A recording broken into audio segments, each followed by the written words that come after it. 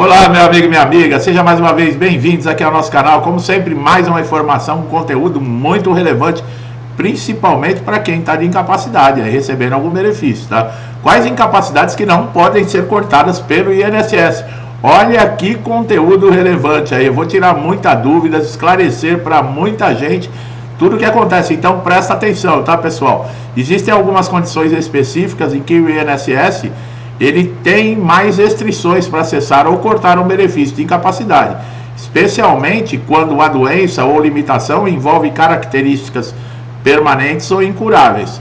A legislação brasileira ela estabelece aí regras de proteção para que segurados que enfrentam doenças graves, crônicas, degenerativas, que não têm expectativa de melhora de recuperação, tá? Existem algumas doenças listadas na legislação brasileira que garantem essa proteção especial. Essas condições são conhecidas por serem graves, de difícil controle ou porque a incapacidade que elas causam geralmente é permanente. Isso está na Lei 8.213 de 1991, que é a lei que rege aí os benefícios da Previdência Social, tá?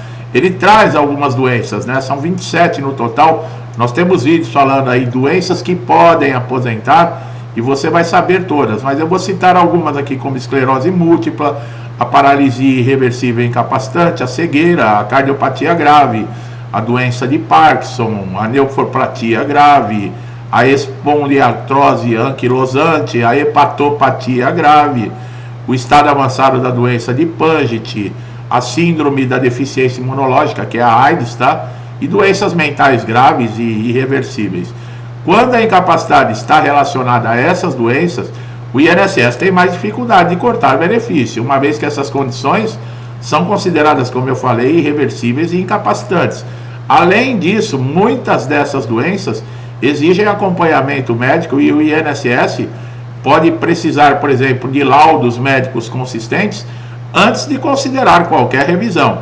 Se a incapacidade do segurado for considerada permanente e irreversível, ele pode ter direito aí à aposentadoria por invalidez, que é mais difícil de ser cortado em relação ao auxílio-doença, tá?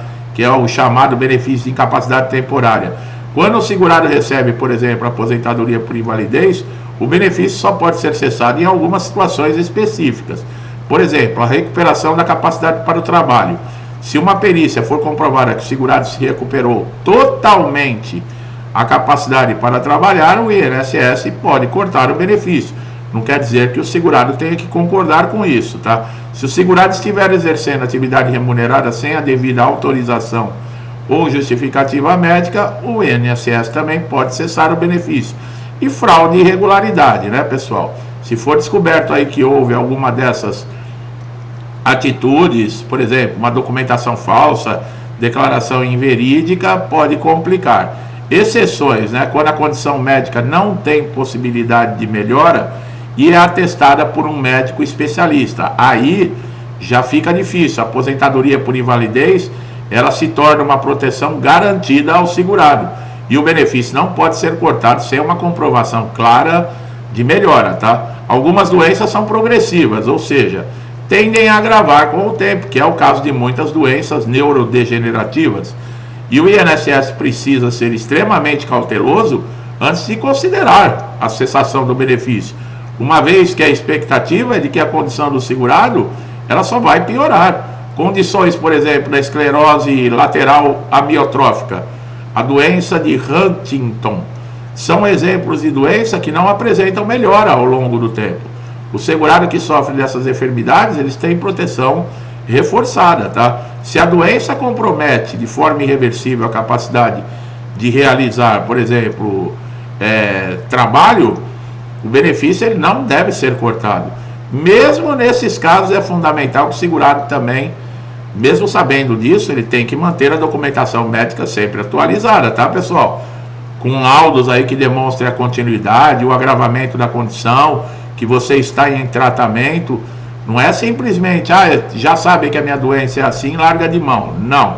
O segurado que já recebe, por exemplo, o benefício por incapacidade há muitos anos, especialmente já é idoso, as chances do INSS cortar diminuem, tá? A lei prevê proteção especial para casos, por exemplo, por meio do Estatuto de Idoso, que protege o direito de pessoas acima de 60 anos, incluindo garantia de prioridade no atendimento e maior cautela na cessação de benefícios.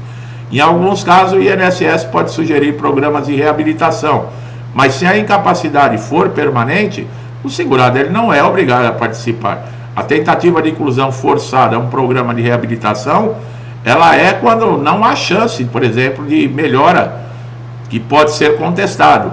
Um segurado que sofre de uma doença degenerativa, uma esclerose múltipla, e que já recebe o benefício há mais de 10 anos, tem uma proteção adicional. Se a doença está em estado avançado, o INSS tem que justificar com provas médicas muito sólidas qualquer motivo de cessação, tá? Para esses segurados que sofrem doenças mentais graves, como esquizofrenia, transtorno bipolar grave, demência, a situação requer ainda uma atenção mais especial. O INSS precisa considerar o impacto da doença na capacidade do segurado e entender e responder, tá? Em alguns casos, pode ser necessário, né, com relação a essas doenças mentais graves, nomear um tutor ou um cuidador para representar essa pessoa. Se o segurado não tem capacidade, por exemplo, de administrar as suas finanças ou compreender um processo, um familiar pode solicitar a cautela para garantir o benefício seja protegido. Doenças mentais devem ser analisadas e avaliadas por psiquiatras ou neuropsiquiatra, tá? Um laudo detalhado que explique a falta de expectativa de melhora é fundamental. Por quê? Porque são especialistas da área e nem sempre é fácil, né, detectar o problema, né? E, por exemplo, o médico que é clínico geral, ele não tem especialidade, ele sabe da doença, mas ele não tem a especialidade e ele pode julgar que aquilo não é motivo de afastamento. Em situações onde o segurado sofre uma doença em estágio terminal, como alguns tipos de câncer metásticos, hepatites fulminantes, doenças neurológicas terminais, o INSS geralmente ele não corta o benefício. Essas condições são tratadas como nível de prioridade e humanidade maior, devido à gravidade da situação, tá? Se o segurado tem câncer em estágio avançado ou terminal, a proteção é ainda mais rigorosa. Para pacientes de doenças terminais, o benefício é vitalício ou mantido até o falecimento, a menos que haja um erro grave, irregularidade no processo. Os segurados que se tornaram incapazes de forma irreversível, especialmente que já atingiram a idade avançada, têm maior proteção, como nós falamos, contra a corte de benefício. Depois que você atinge uma idade em que a recuperação é improvável, não tem como o INSS tirar, muitas vezes é a única renda desse segurado.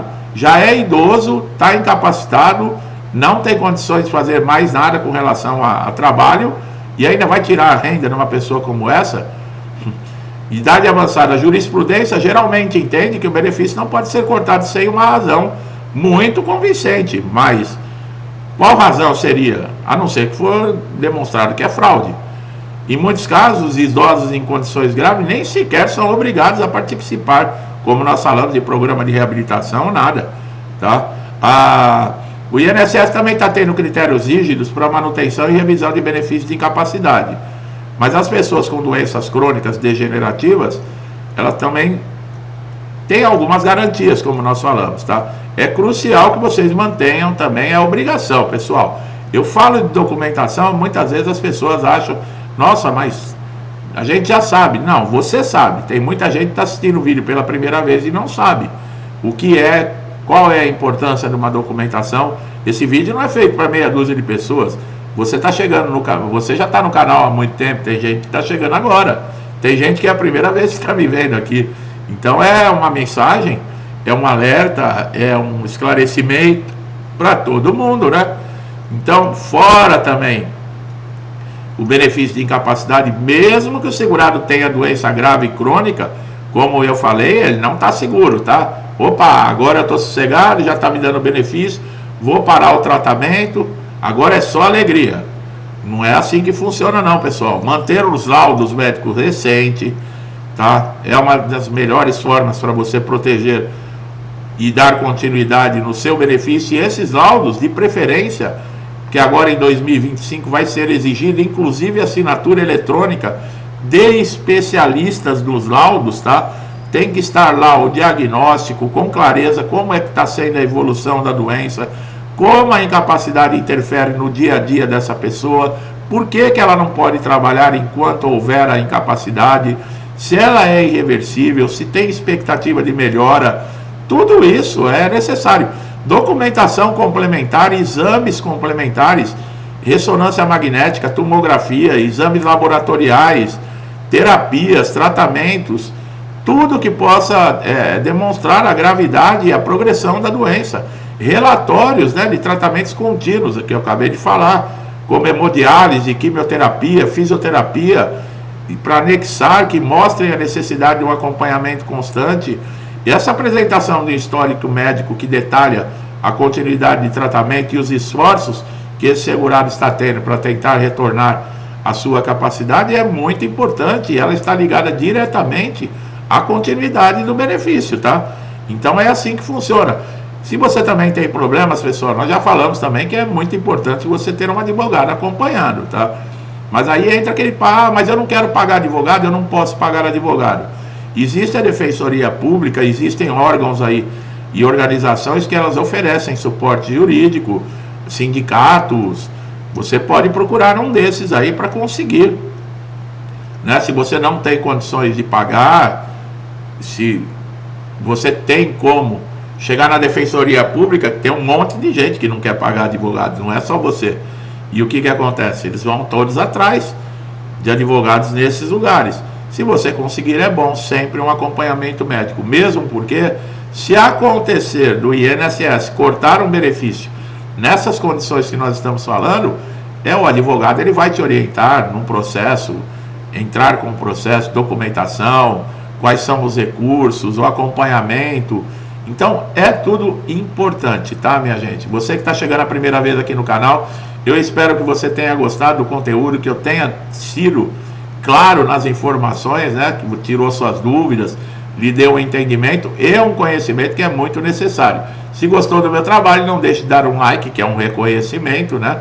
E se inscrever no canal e ativar o sininho para todas as notificações é vantagem para você, porque você vai ter sempre conteúdos atualizados, relevantes, de tudo que está acontecendo aí nos últimos dias, nos últimos instantes, com relação ao INSS. E você pode ter uma informação que vai ajudar você a resolver um problema grave aí que você esteja passando e não sabe como fazer. Mas eu estou aqui para te ajudar, tá bom? Então faça isso agora.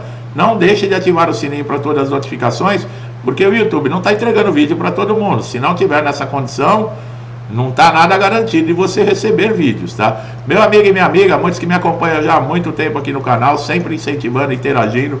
Meu muito obrigado, que Deus abençoe a casa, a vida, a família de vocês, com muita paz, saúde, prosperidade, alegria, tudo de bom, tá?